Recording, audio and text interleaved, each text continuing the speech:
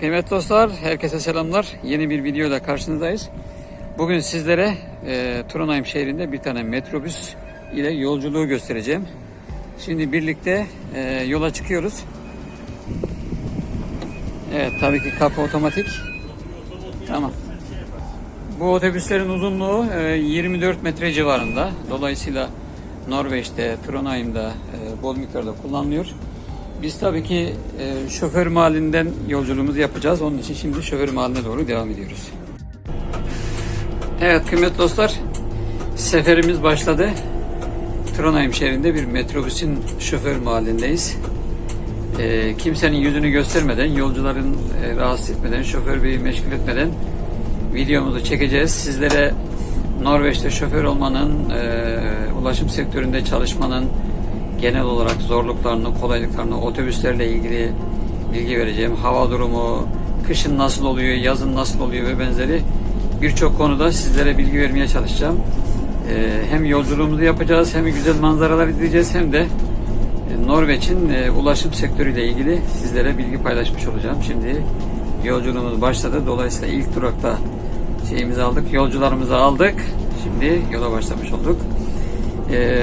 Bu otobüsün, metrobüsün uzunluğu kaç metreydi?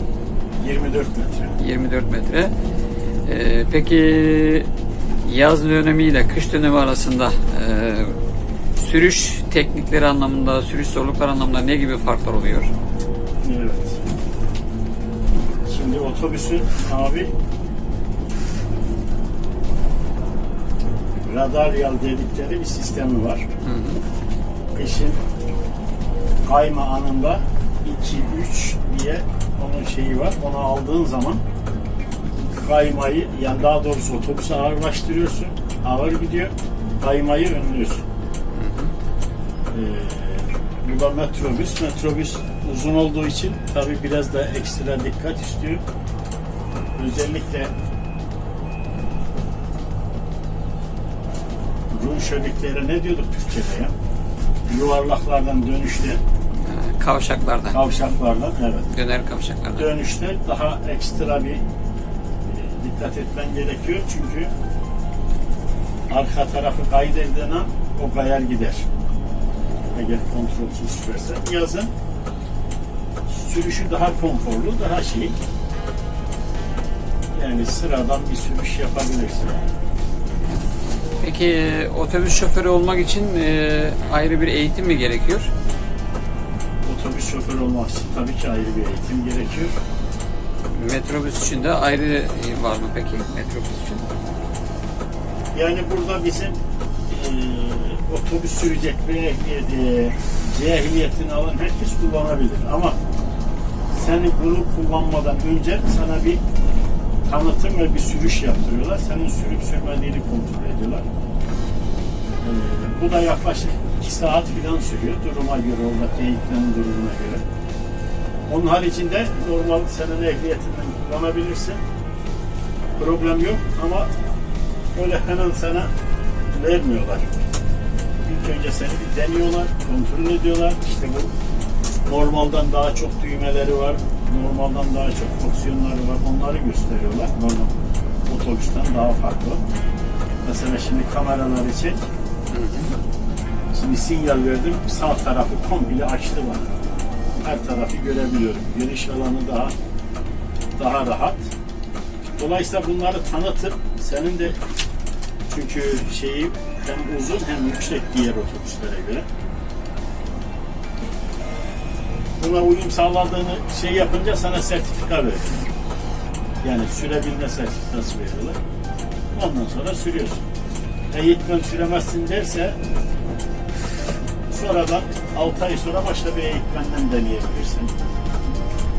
Ondan da onur alamazsan o firma sana, en azından o firma sana metro sürdürtmüyor. Başka normal 15 metre, 12 metre, Ledbüs dediğimiz 19 metre otobüsleri sürebiliyorsun. Peki şey için otobüs şoförü olmak için normal ehliyetin olacak. Norveç'te yaşama süresi ne kadar olması gerekiyor? Norveç'te en azından 2 yıl bir ehliyetin olmuş olacak. Bu şey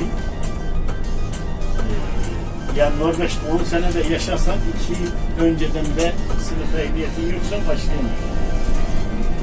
Normalde B ehliyetim var ama Norveç'tesin daha 3 sene var. 3 sene olmuş.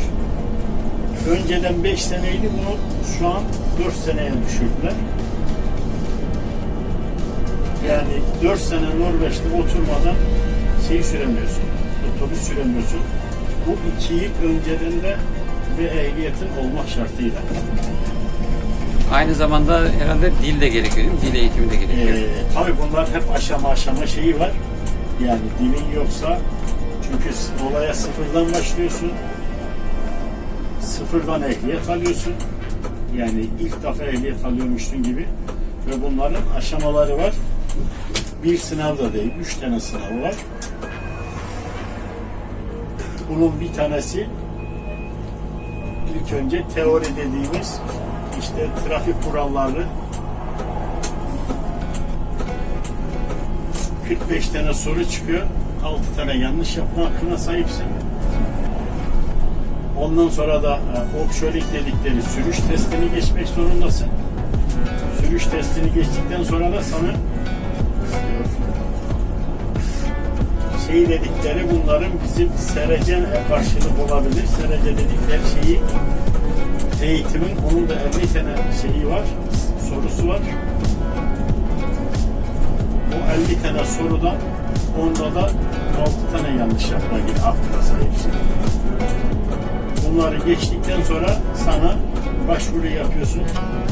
Şöyle setler dedikleri, yani sen yolcu taşıyabilirsin dedikleri şeyi veriyorlar. Evrağı, onu da veriyor. Polis. Orada da bu sınavların hepsini geçmiş olman lazım. 2, sicilin temiz olması lazım. Bunlar olduktan sonra polis gönderiyor. O şöyle setler dediğimiz şeyi polis veriyor paranı. Ondan sonra firmaya başvuru yapıyorsun. X bir firmaya. O da seni alıp bizim çalıştığım şu anki firmada en az 3 hafta seni eğitiyor. Briefing veriyor, sürüş yaptırıyor. Orada senin önüne sınavlar koyuyor. Tekrar o sınavları geçeceksin. Ve dil seviyenin en az B1 olması, yani adamın dediğini anlayıp ne dediğini ona cevap verebilmen gerekiyor. Bunlar şart. Evet. Peki çalışma süreleri, çalışma saatleri nasıl? Çalışma süreleri, yani bugünden yarına değişik saatler sürebilirsin. Yani diyelim ki bugün 8 saat sürdü. Yarın 9 saatte sürebilirsin. Ama 9 saatten fazla yok. Kurallarına çok dikkat ediyorlar. Ama günün ortasında seni aylık 7,5, yani haftalık 37,5 saat çalıştırmakla ayda 154 saate tekabül ediyor. Onun üstünde çalıştıramaz. Çalıştırır ama o zaman da mesai dediğimiz, overtime diyorlar burada. Mesai dediğimiz mesai. Yani bir ise o günkü şeyi, mesela ben bugün mesai çalışıyorum. Normalde sürüş şeyim 290 kilo. Ama 1,5 katını alacağım bugün. Bir saatte 290 kırım değil mi? Normal standardı bu. Ama bugün ben onun 1,5 katını alacağım. Hafta sonları 2 katını alıyorsun. Yani 250-290'a sürdüğün hafta sonu sürüyorsan neye tekabül ediyor? 580'e mi? O gün sürdüğünde 580. Ama hafta içine denk gelirse o %50 artırıyor. Yani 290'ın yarısı ne yapar? İbrahim abi senin matematiğin. 290'ın yarısı? Evet. 145. 145. 290'a 145'i daha ekle. Yani 430 gram falan gibi bir şey yapıyor. 500. Evet, o civarlara bir şey geliyor. Normal şey. Yani seni günlük ortalama 7,5 saatin üzerinde günde çalıştırabilir ama ayda totalde çalıştıramaz. Çalıştırırsa sana ekstra para verir. Veriyorlar da. Peki Norveç'te şoför olmak, yani bu şartlar altında özellikle otobüs şoförü olmak zor mu, kolay mı? Ya o tabii kişiden kişiye değişir. Ben mesela çok memnunum. O da şöyle. Yani yapabileceğim bana en şey iş bu geldi.